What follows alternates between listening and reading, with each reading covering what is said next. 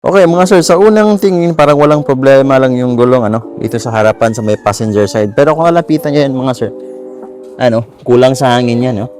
Halos mapisil ko na, oh. Dito rin, oh. So ang nangyari kasi dito, kakapahangin ko lang kahapon. Pina-check ko siya kasi nga nagbawas siya ng hangin. Pina-check ko kung meron ba siyang butas. Wala namang butas dito sa mismong gulong. Kung titingnan niyo naman dito sa likod, ayan, oh. So goods naman yung hangin natin dyan. Goods naman yung tire pressure natin dyan. Actually 35 yung nilagay ko sa pressure ng hangin sa likod at sa harapan. So naka 35 PSI tayo. Pero yung nangyari dito, kung makikita nyo, ayan, oh, nagkulang na naman siya ng hangin. Pero dito nagkakaano yung lahat. Dito sa tire valve, o tinatawag natin na kanyuto. Ayan.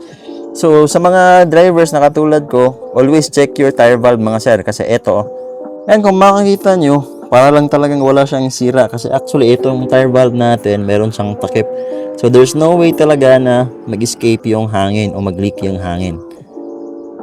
Ayan, oh. Tagalin ko lang, ha. Ayan. So, wala siyang leaking dito sa banda, sa entry passage ng hangin natin. Pero, balik ko lang, ha. Ang nangyayari na nakakaligtaan natin, mostly, hindi naman sa lahat, ha, pero mostly, eto, dito sa steam valve ng tire valve natin. Yan, dito banda talaga. Diyan, nag-i-escape yung hangin. Example nito, ha. Lapit ko lang. Ewan ko lang maririnig nyo yung parang leak ng hangin, ha. Eto, ha. Yan. Yan, oh. Oh. Ulitin ko, ha. Yan, oh. So, ibig sabihin, hindi na talaga totally lapat yung tire valve natin. Ang mangyayari dyan, kapag nasa lubak tayo, so talagang nagkakaroon ng pressure dyan sa ilalim. Ibig sabihin, kapag naalog lang konti itong tire valve o kanyuto natin, nag-escape na yung hangin. So, yan yung primary reason mga sir kung bakit laging napaplat yung mga gulong. So, katulad din to sa mga kaso ng mga motor mga sir, ha? So, always check your tire valve, yung mga kanyuto, kasi malamang sa malamang kapag lagi kayong napaplatan, wala namang nakita ng mga tawag nito, butas sa gulong. So, most probably mga sir, tire valve yung salarin.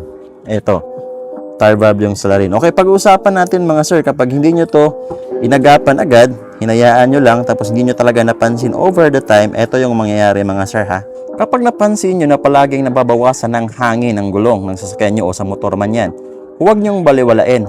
Kasi nga, isa sa mga posibleng dahilan nito ay ang sirang wheel o tire valve o kanyuto, kumbaga.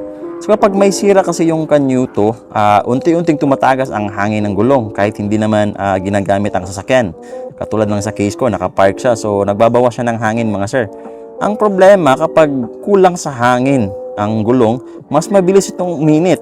So mas malakas sa gasolina kasi nga mas mabilis mapudpud yung gulong kasi nga wala na siya sa tamang tire pressure. So isa yun sa mga tinitingnan natin kapag hindi tama na yung tire pressure ng isang gulong mga sir, no?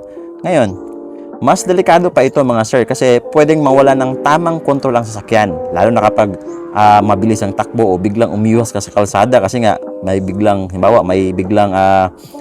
dumaan na aso o pusa. So kailangan naman nasagasaan natin. So ang mangyayari dyan mga sir, no, kapag mabilis ang takbo, so bigla kang umiwas sa kalsada, so posible kang maaksidente dyan. So sa matinding kaso pa, maaring sumabog ang gulong dahil sa sobrang init at stress na nabibigay dito sa loob. Kasi nga tumatakbo yung gulong. So nagkakaroon talaga yan ng init o nagkaka-stress yung gulong. So yun yung pinakadelikado dun kapag hindi mo na agapan na sira na pa yung kanyuto, no. So ang gagawin natin mga sir is papalitan natin tong tire valve. Tara, palitan natin.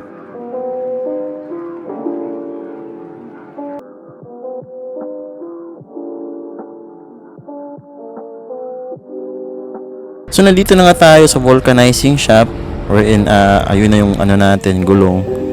And kung makikita nyo dito mga sir is tinest na ni Manong. Nilagyan nyo ng tubig and makikita nyo may sign siya, may bula siya. Ibig sabihin may leaking ng hangin. Ayan. So palitan na natin ang bagong tire valve ito.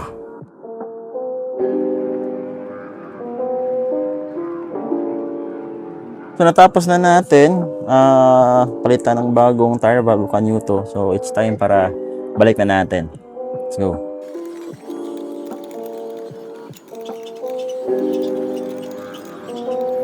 Ayan, so natapos na tayo. Nabalik na natin yung gulong, tapos bago na yung tire valve natin na kanyuto. So itest natin kung meron pa ba siyang leaking mga sir, no? So para matest, alugin nyo lang na. No? So wala na kayong naririnig na leaking ng hangin compared kanina. So meaning, goods na yung kanyuto natin. So hopefully meron kayong natutunan dito sa vlog natin mga sir, no?